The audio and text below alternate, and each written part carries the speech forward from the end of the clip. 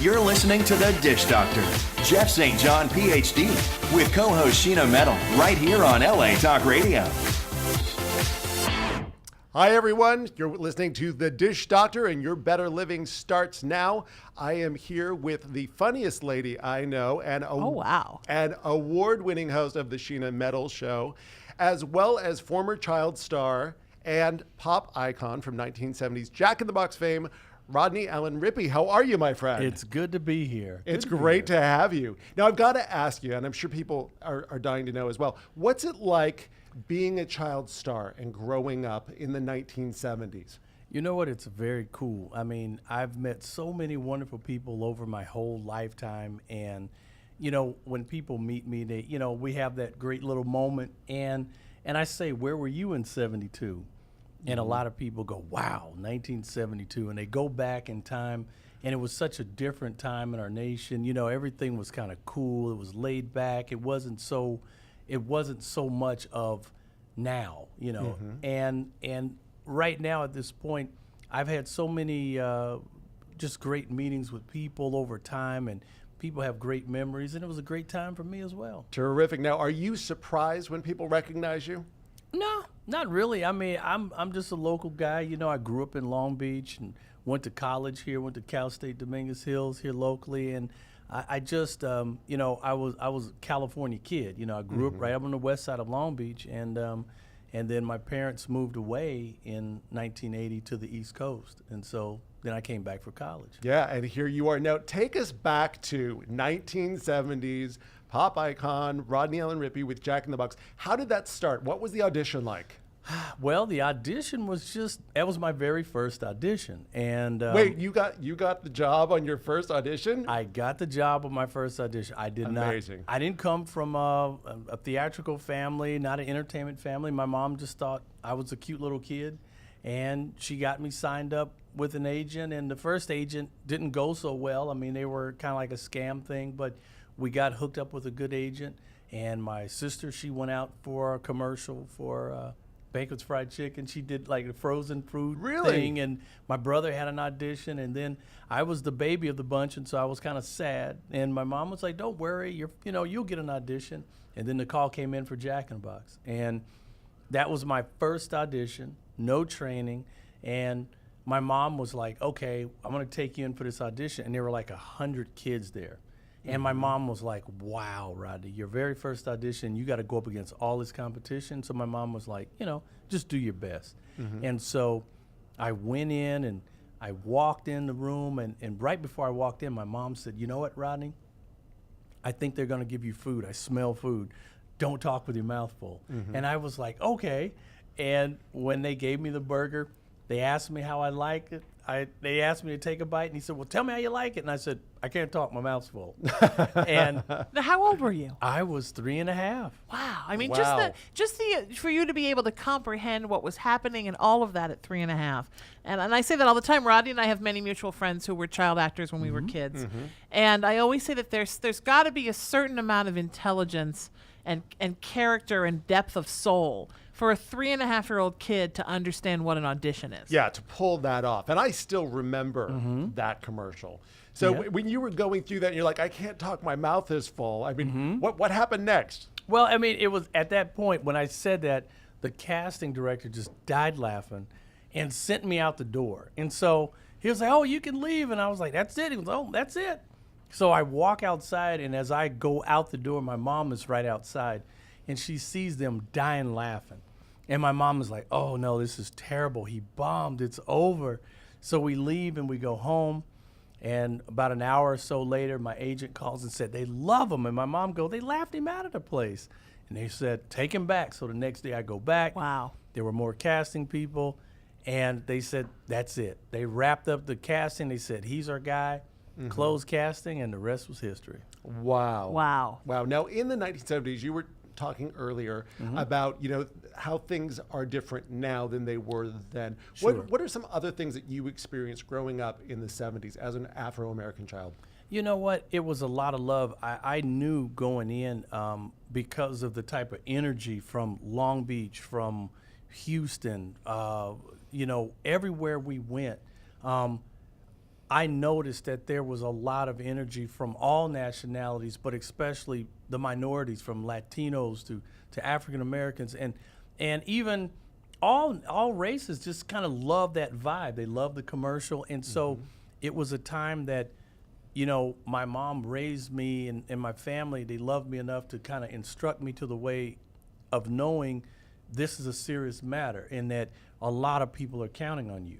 And my mom says, Rodney, you know, whenever you're out, always remember people are counting on you. And so I never forgot that. So you grew up with a sense of responsibility and really a strong sense of community and obviously a wonderful mother. Of course, wonderful mom and dad. Thank God that, you know, I've had a very blessed family. And, you know, and I know that in this day and age, families have kind of, the meaning of family has kind of got diluted to some sort. And relationships and with all the, you know, the gadgets, the technology, you know, people are texting and sitting in the same house and not talking and communicating.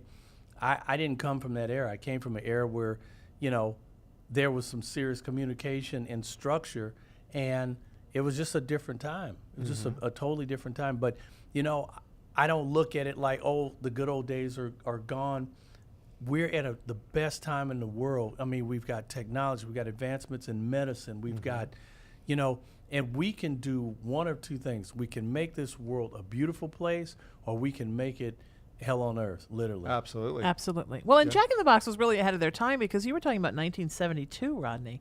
And certainly there weren't a lot of commercials focused on an African-American spokesperson at that time. I mean, there would be a McDonald's commercial where you would see 6 children running and they would be the colors of the rainbow. But there weren't commercials that were solely focused on minority people of any kind. Yeah, Rodney Allen Rippey, when you represented Jack in the Box in 1970s, that was really groundbreaking. And I'm also curious, growing up in the 70s, did you ever experience prejudice?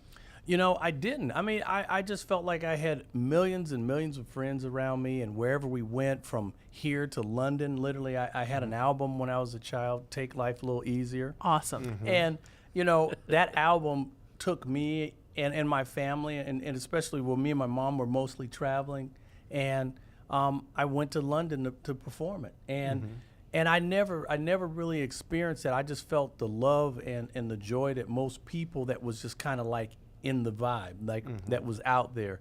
And, you know, I never had any problems through any point in my life with that, with racism, not blatant racism, until later in life. Okay, well, tell me about later in life. When did you experience prejudice? Well, in 1980, my parents moved to North Carolina, and that was when. Yeah.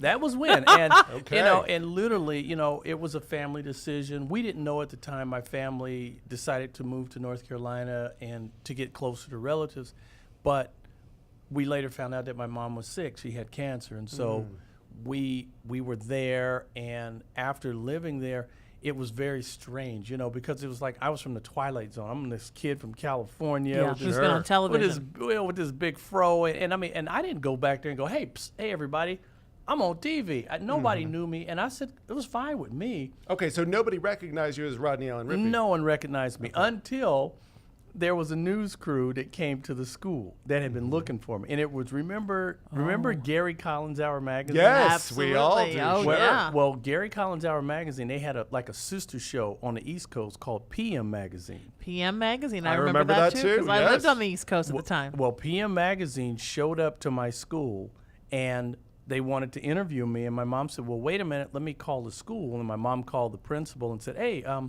my son's going to your school, and there's a news crew that wants to interview me. Oh, yeah, well, we have Channel 2. They come out here all the time. No big deal. Just have them check in at the office. My mom goes, no, they want to follow. Oh, no, we got it. And my mom's like, okay. So when I step off the school bus, there is a producer, a camera guy, a cable ringer. No more secrets. It's Rodney Allen Rippey. And so what happens is all the kids are like, who's this dude? And I can tell you a really funny story. Please. A really funny story is probably about 2 weeks prior to that. I don't know anybody. I'm new to the school. I'm keeping to myself. I'm quiet. I'm minding my own business. I'm walking down the hallway, and this girl walks up to me and says, excuse me, I have a question. I'm like, yeah. And she goes, are you gay? I said, excuse me? She goes, are you gay? I'm like. In the 70s? No, this is in the 80s. This is 1980, and I was like in the 7th grade. I'm like, where in the world would you get that from? And she's like, well, people say you're gay. I'm like, why is that? Because you talk funny. I go, I'm from California. Y'all talk funny. And, so, and then she'd say, oh, California, gay. Yeah. And so what ends up happening is everybody was thinking I was a gay guy. I was like, whatever. I don't care. Whatever you want to think. I was like, no problem. So 2 weeks later, PM Magazine shows up. So now I'm the gay guy with all the cameras around me. And so what happens? From the other place they've all never been. Exactly. And what happens is they go, this girl walks up to me and go, who are you? Why are you so important? And I said, I'm an actor from California. Oh my God, we got a movie star in the school. And they just freaked out. So things changed for you. It changed overnight. It changed overnight. And the whole thing was, I didn't want all that. You know, I was just like, I was fine with just being Rodney. You wanted to be average Joe. You just wanted to blend in. I was just tripping off of being in North Carolina. But from that time, I started to realize the type of things and that there was that racial divide. And I kind of looked around the hallway, and you really noticed that all the, there weren't any. There was like one Asian girl in my school at that time, and there was like two Latino brothers, Jimmy and John Gonchero. I'll never forget them. I was like, okay, cool. We got two Latinos, and they were twins. They were identical twins, and it was like the black people and the white people, and I was like, this is strange. Now, talking about the racial divide and sometimes racial tension and the prejudice 70s, did you ever experience that? Did somebody ever come up to you and call you the N-word? I did experience that. I was walking down the hallway one day, and this guy just walked by me and called me the N-word. And I was like, I looked around like I was in the Twilight Zone. I said, did you just call me that? And the guy looked at me like, yeah, I said it. And I was like, come here. And I was like, what in the world would cause you to call me something like that? I said, I don't know you. I don't know your name. And a teacher comes barreling out of her classroom because she thought there was going to be a fight. And she goes, hey, get back. You guys are going to get into a fight. I go, wait a minute. I'm not fighting this guy. I said, I want to know from him who put him up to this. And then you could see the blood kind of rushing into his face because he was embarrassed. And I said, let me tell you something. I don't know who put you up to this. I'm not from around here. I'm from California. And I said, whatever shortcomings you might have in your life, that's fine, but let me tell you something. I'm going to let you slide this time. I said, don't you ever do that again. So you handled it with peaceful confrontation. Of course. Peaceful plus. Yeah, peaceful plus. Don't ever do it again. Yeah, peaceful plus. Because and you have to have some type of a barrier. You have to have some type of a line, and let people know that this isn't fair, and there are constructive ways to do it, and then there are ways that are not so constructive. Sure. Now, Rodney Allen Rippey, 1970s, child, former actor, still pop icon. Let me ask you this. How do you feel, and is it okay for somebody who's Afro-American to call another Afro-American the N-word? You know what? I have been through this with personal friends of mine, and the whole thing about it is it's such a, I have to be very honest about it.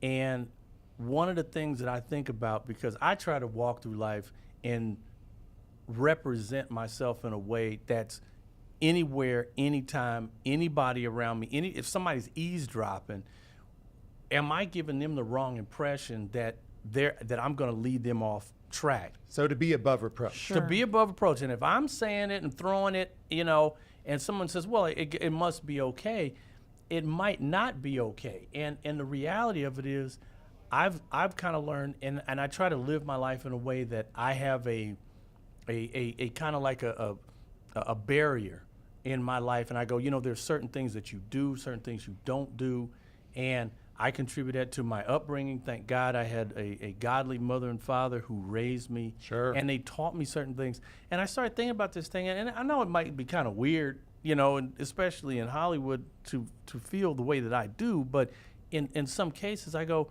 if God was standing right here, would I say that? Would I do that? Would I treat this person this way? So very clearly for you, for an Afro-American to call another Afro-American the N-word is completely wrong. You know what? I think that what people do inside the privacy of their own home, if they're going to do that. Matter of fact, I actually ran for mayor of Compton 2 years back. Sure, I remember. And when somebody joked around with me and Should said, have won too. Yeah, I Yes, wish. you should have. Just saying. That would have been so cool. But I said to myself, if I became president, there would be certain things that I would do. I mean, there's certain things that I think should be that you need to keep private. You know, there's certain things that if you have such a nasty, counteractive type of statement, like I'm just saying, God bless them, the Klan or whatever, you shouldn't be able to march the streets because that instills fear in some people. Some people it makes rage. Some people it makes fear. I'm like, you know what? If I was president, I'd be like, hey, go into the Coliseum, shut the doors. You can hoop and holler all you want to. So your personal belief, yes or no, is it okay for an Afro-American to call another Afro-American the N-word? I don't think it's constructive. I don't think it's constructive. And when you get to that point, because there's far better things to call somebody. Call me brother. Call me friend. Absolutely. Call me anything. Yes. Don't do that. Yes, I agree. And as the dish doctor, I get this a lot. When people hear the dish doctor, people think that this is going to be a nasty, nitty-gritty kind of show, and it's not like that at all. And let me say this, and just take a personal stand here. I think anybody calling anybody any kind of racial or cultural slur is absolutely wrong in any context. What it does is it just reinforces the stigma, it reinforces the discrimination, and it also reinforces and it promotes the myth that one culture or one race is superior to the other, and that's just wrong and completely untrue. So let me just make that clear, that I'm the Dish Doctor, this is the Dish Doctor Show, and that's what we're about, which is making people's individual lives and hopefully the world a better place. Now, and I would like to formally apologize to everyone who watches The Dish Doctor and to Rodney Allen Rippey and Jeff St. John, because I believe last week I called my fellow Irishman, Jeff St. John, an Irish expletive. Apparently I'm completely politically incorrect, and I'm mostly just on the show to act goofy. I actually don't even remember that happening at all. I don't. I have no memory of it. I think it got cut out before the show ended. There you go. Okay. Yeah, but you see the things that are happening right now nationwide in cities. I mean, cities are literally burning because people are feeling like, you know what, we're not being heard, we're not being taken seriously. And let me tell you something, all lives matter. All lives matter. And I've even said there are police officers who just want to go home at night. They have little children and wives who love them and husbands who love them. They just want to go home at night. And so they're very scared. They are afraid too.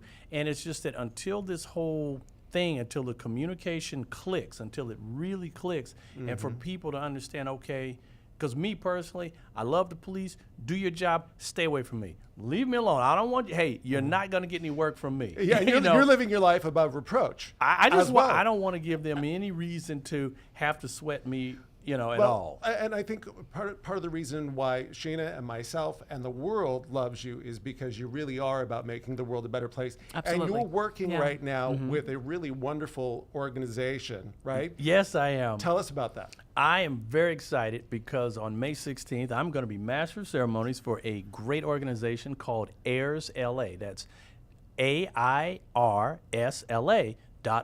AIRS LA, they are a fantastic organization that are all about vision impaired and helping people with vision impairment, blindness, beautiful, and helping to be able to get them communication and access to things that oftentimes are they're filling a very big gap, and I'm very excited to be there. They're going to have a big fundraiser. It's going to be, again, May 16th. Let me get all my notes together here. May 16th. May 16th, where? It's going to be at Pickwick. Wait for it.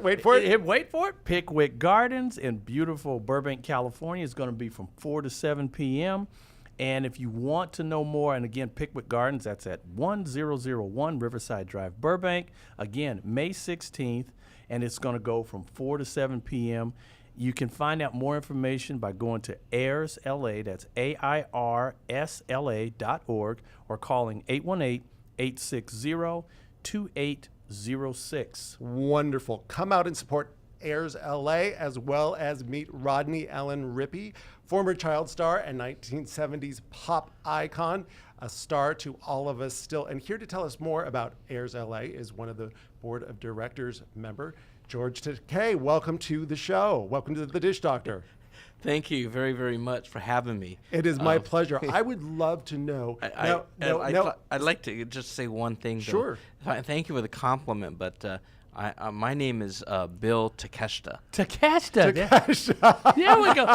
Bill, Okay, Dr. Bill Takeshita. I didn't think that you looked like the guy from Star Trek, and I thought for a minute you were an impersonator. Okay, say that one more time. And George Takei, yes, was the actor who was on Star Trek. That's how I was remembering it. So it's tell everybody again, Dr. Bill Takeshita. Yeah, and my name is Dr. Bill Takeshita, Yes. and I am the vice president of the board of directors of Airs LA. Wow. And again, we're just so blessed to have Rodney Allen Rippey helping us at Airs LA to promote it, and he'll be our MC at this great fundraising event we're going to have.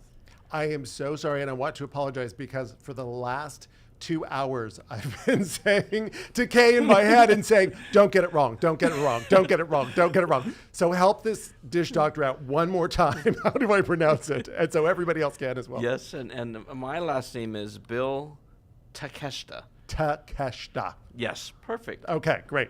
So Dr. Bill Takeshita, Vice President of the Board of Directors of Airs LA. You're helping the sight impaired, and you yourself are blind, correct?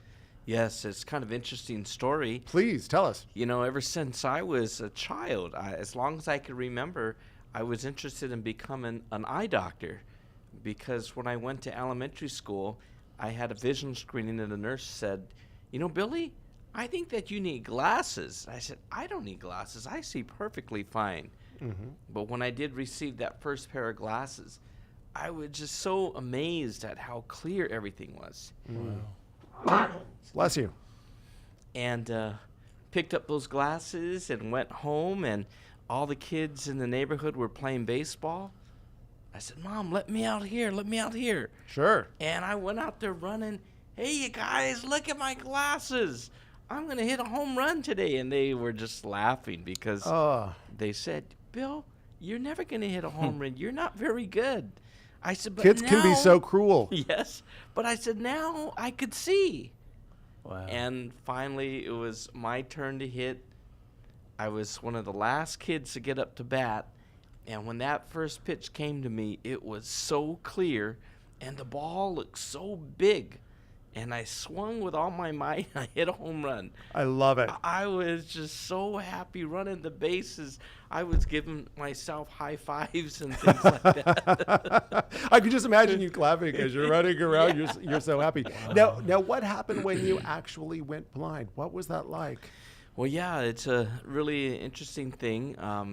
I did go on to earn my doctorate degree as an optometrist, and for 18 years I was in private practice in Santa Monica, where I specialized in working with children, especially children who had reading problems that were related to vision. Kids who would see letters backwards, children who had dyslexia. And one day when I was examining a child, I noticed that there was a funny looking spot in this young girl's eye, and I looked to a different part of the eye, and I saw that spot moved, and that's something that would never happen when you're looking at a person's eye. And I realized I have a blind spot in my left eye. So I then went to see ophthalmologists who specialized in the retina, thinking that it was a stress-related disorder. And they told me that I had a very, very serious disease that's called cone rod degeneration. And they told me that there's no treatment, and I probably am not going to be able to practice very much longer. Wow. What was that like? How did you feel? It was so unbelievable. I didn't believe the doctor. I said, this is a mistake. I think you've made a mistake. He says, I have all the information here, Bill. I wish I could tell you something better, but this is the disease that you have. And I said, okay, thank you. And as soon as I left there, I called a couple of other ophthalmologists and made appointments. And each one of these appointments that I went to, it was the same story. And I became so angry.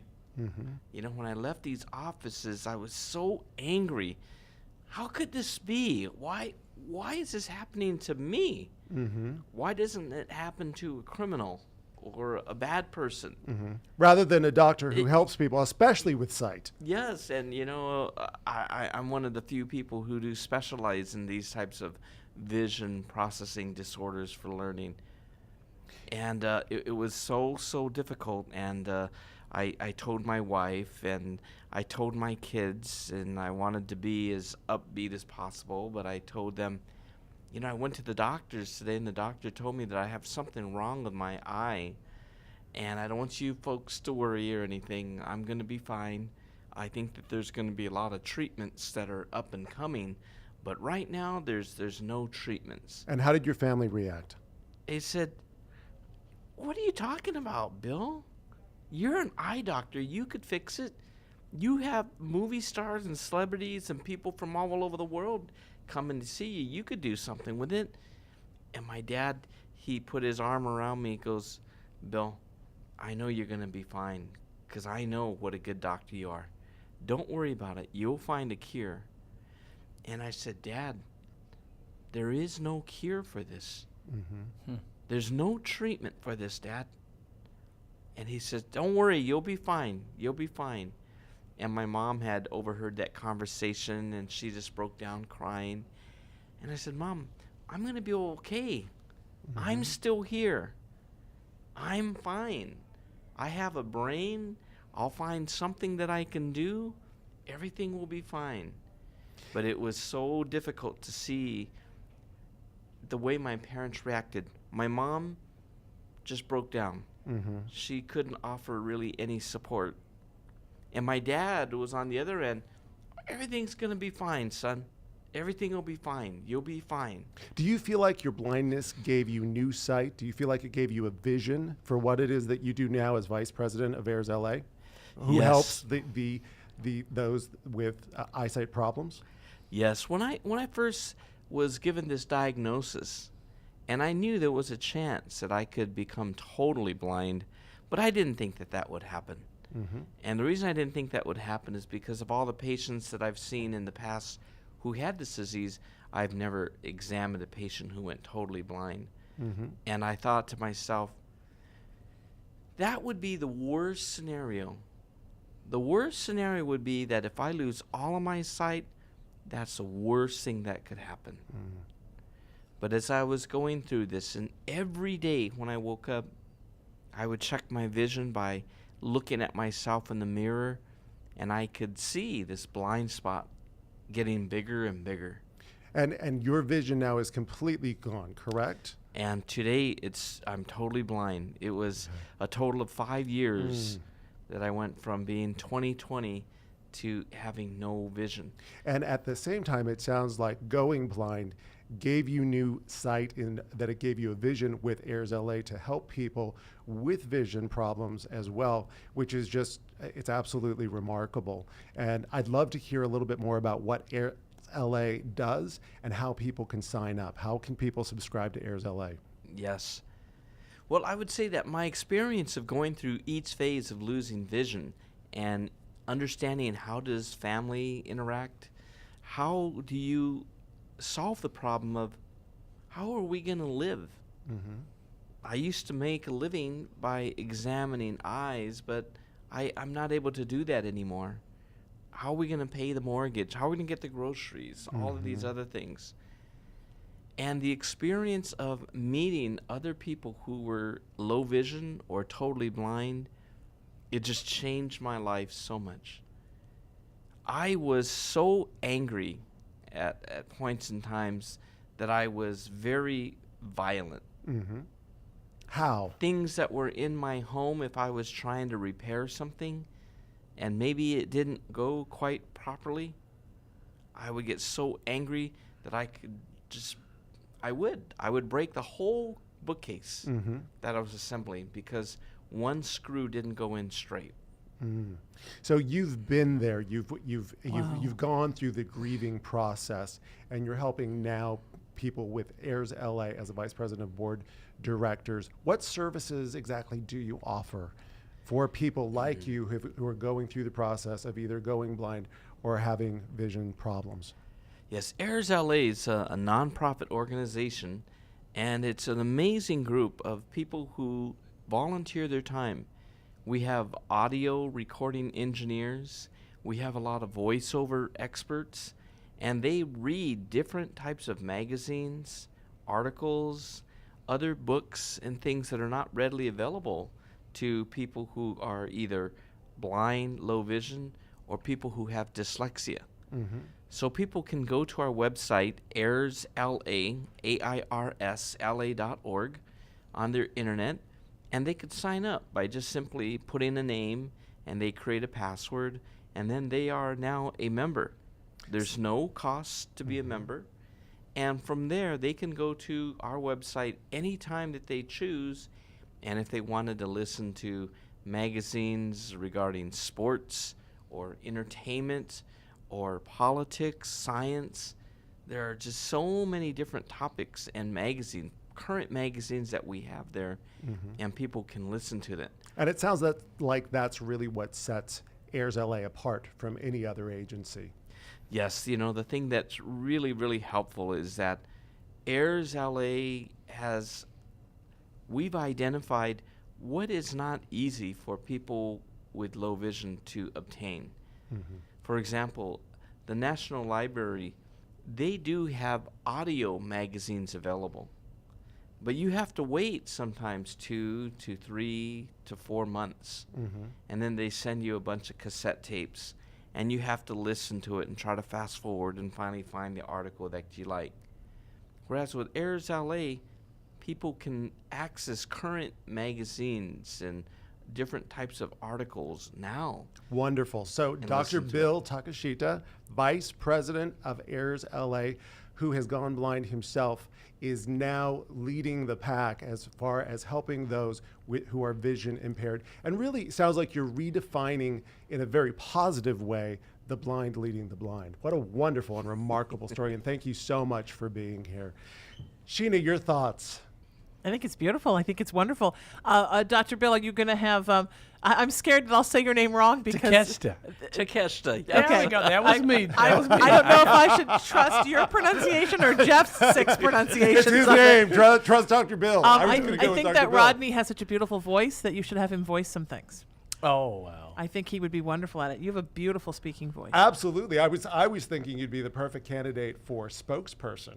I would love to. I would love to work with Heirs LA in any way I can, and also too, I'm working on some projects with the LA Unified School District, and so I'm looking at expanding Heirs LA into new territories, new things, and I'm really, really, hoping that it's wonderful. This is just kind of like a starting point. I mean, I've been very fortunate to have worked with Muscular Dystrophy of Santa Monica, American Cancer Society, Special Olympics, and now Heirs LA. And I really want all the listeners to make sure that you go to the event May 16th, Pickwick Gardens. That's going to be the speakeasy for Heirs LA. There's going to be wine. There's going to be music. It's going to be a really great night.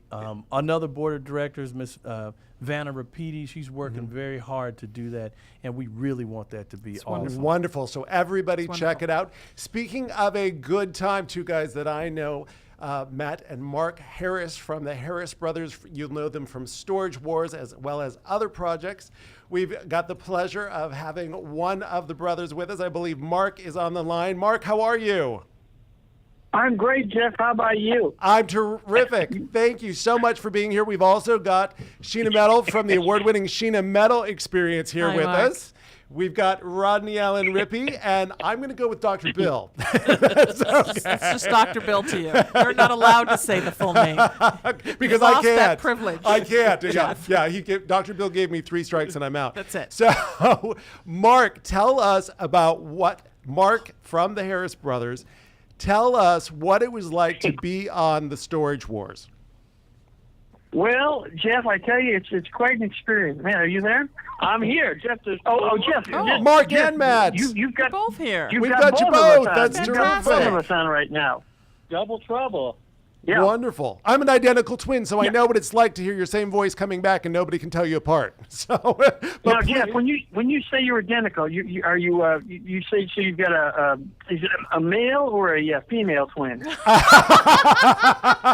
is my voice not Wow. deep enough? That's a question. No. But a lot of people say they're identical, but then they've got No, they're- if you're they're fraternal, if you're male female, you're fraternal. There is no identical. If you're identical, you're the same gender. What I always love, and you Gotcha, guys probably okay. get the same question, which is, what somebody will probably ask you your birthday and then ask you your brother's birthday as well, right? Because they don't get that you're twins. But It's happened. yeah, no, I would love to hear, and I know listeners would love to hear, what was it like for both you, Mark, and you, Matt, from the Harris brothers to be on Storage Wars? Because this is where your career really went to a new level.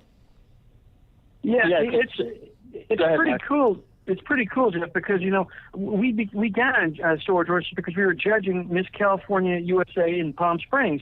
One of the other judges was one of the producers of Storage Wars. Asked us if we wanted to do a reality show, Storage Wars. We said yeah, and that's how easy it was that we came on the show.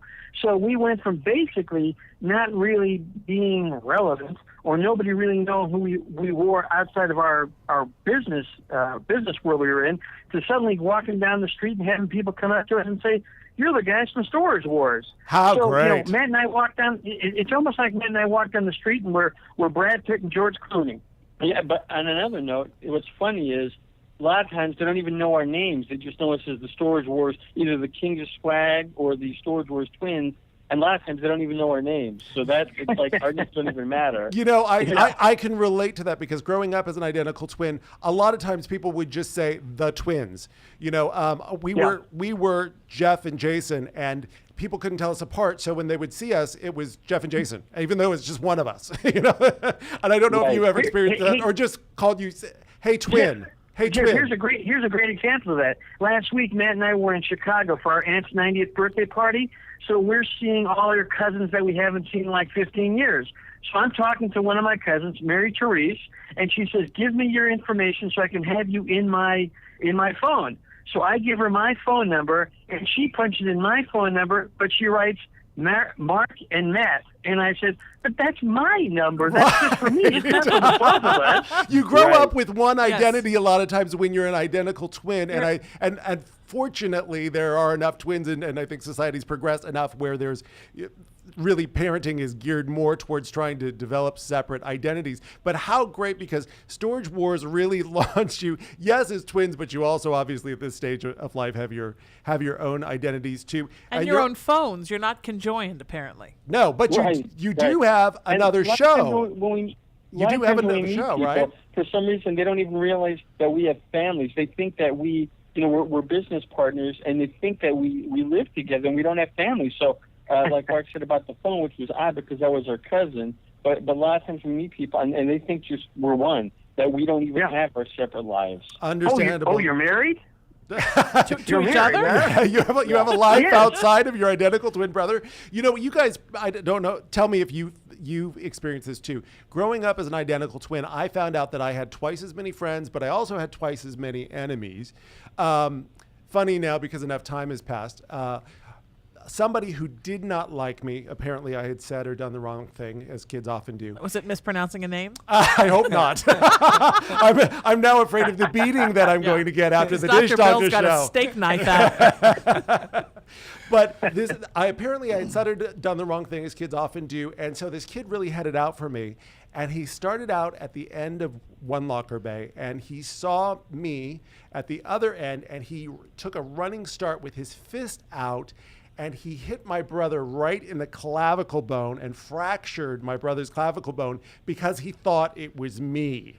So I don't know if you guys have experienced that. If people like one of you, they like both of you. If people didn't like one of you growing up, you were sort of grouped together even in that way, that people either... No, we were pretty much even. We didn't really have any enemies, or nobody liked one better than the other. In that sense, we were probably pretty much one of the same. We had the same friends, and I got to say, pretty much no enemies, right, Mark? I guess.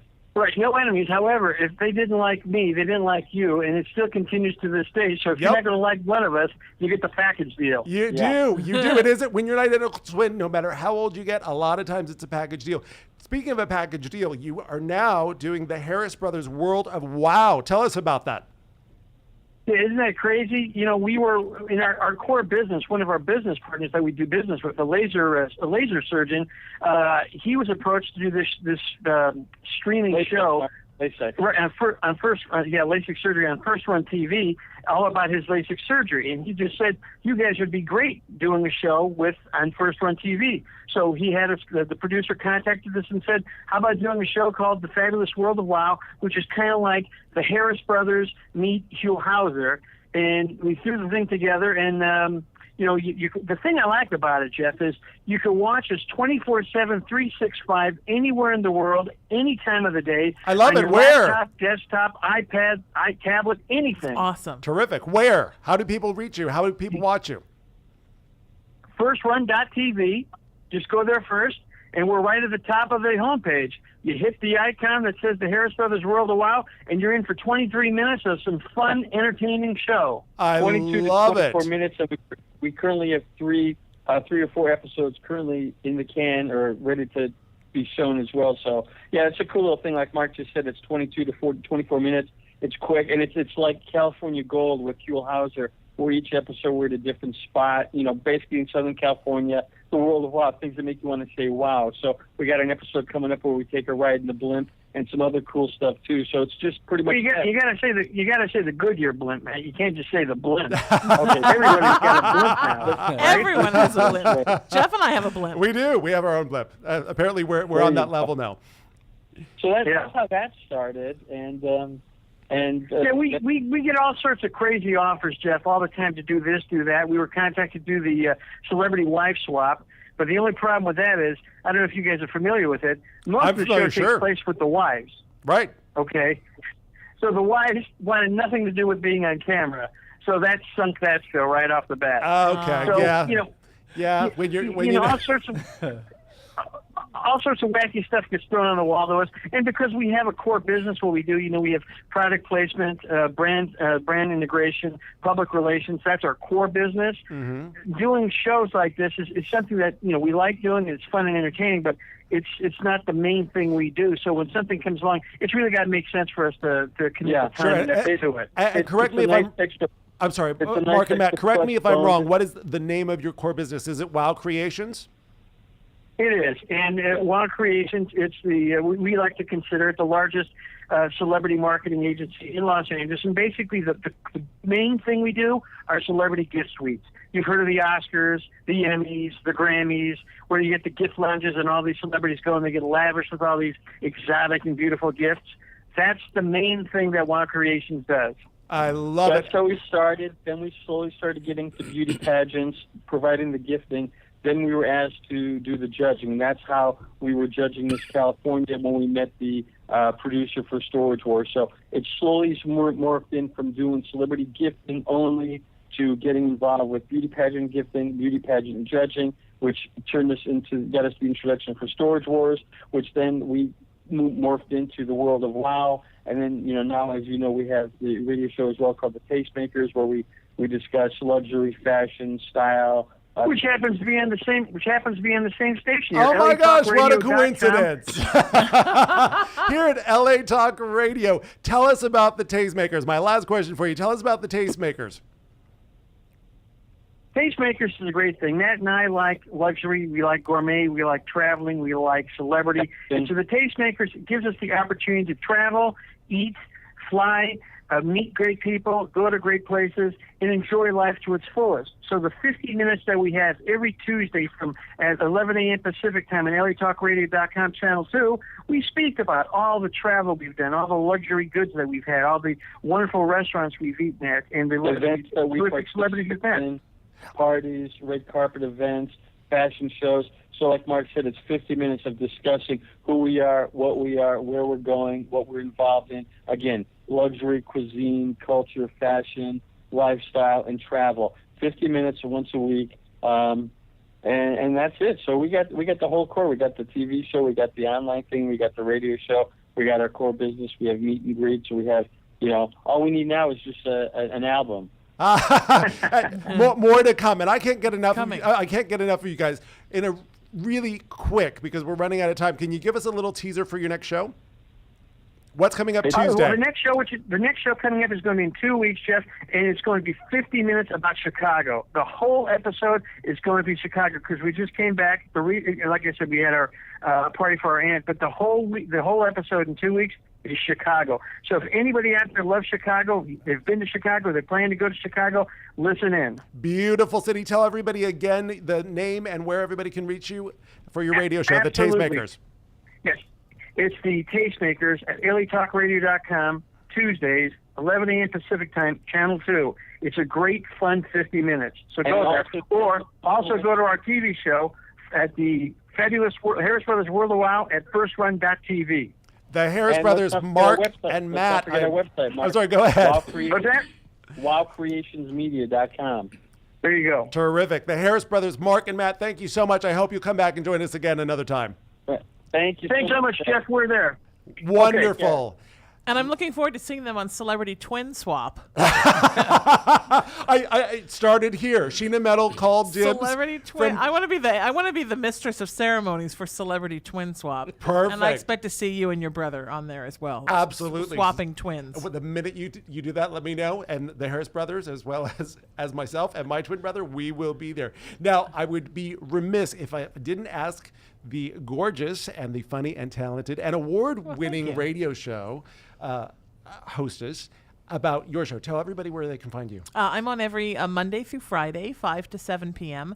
That's the Sheena Metal Experience right here on LA Talk Radio. And I also have 3 weekly shows here at LA Talk Radio. Tuesday afternoons at 3 to 5, I do Haunted Playground, which is my paranormal, psychic, otherworldly show. Wednesdays, 3 to 5 p.m., I do Music Highway, which is for unsigned and indie signed music. It's now in its 11th year. Love it. Monday night, following the Sheena Metal Experience, I do Two Chicks Talking Politics with one of my best friends in the whole world, the wonderful Susan Olsen from the Brady Bunch. Right, who played Cindy Brady.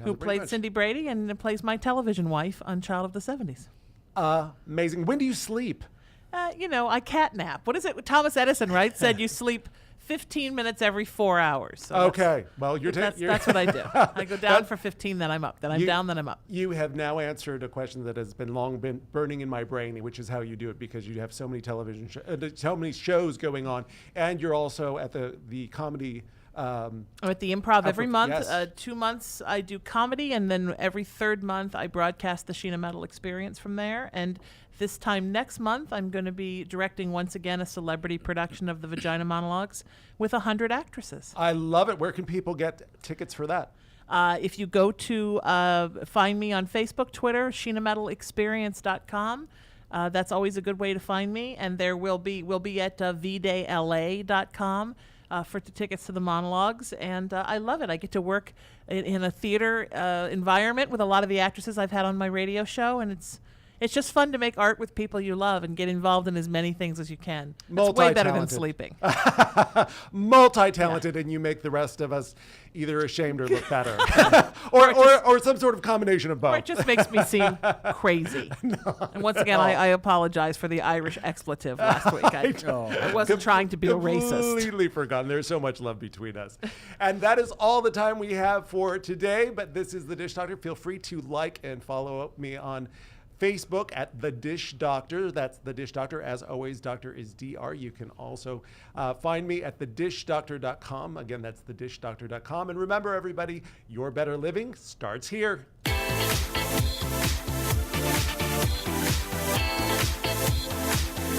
You're listening to The Dish Doctor, Jeff St. John, PhD, with co-host Sheena Metal, right here on LA Talk Radio.